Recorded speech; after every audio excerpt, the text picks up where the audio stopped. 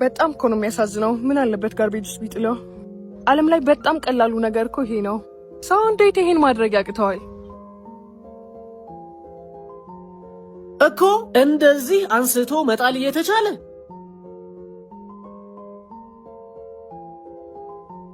አባት ልሸና ነበር። አልጨረስክም?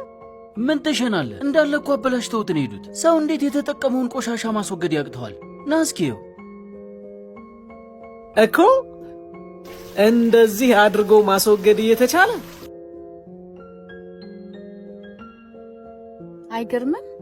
ፊት ለፊቴ ትልቅ ድንጋይ ጥለዋል። ራዲያተርን እኮ ዱቄት ነው የሚያደርገው። ሰው እንዴት ይህን የሚያክል ድንጋይ መንገድ ላይ ይጥላል?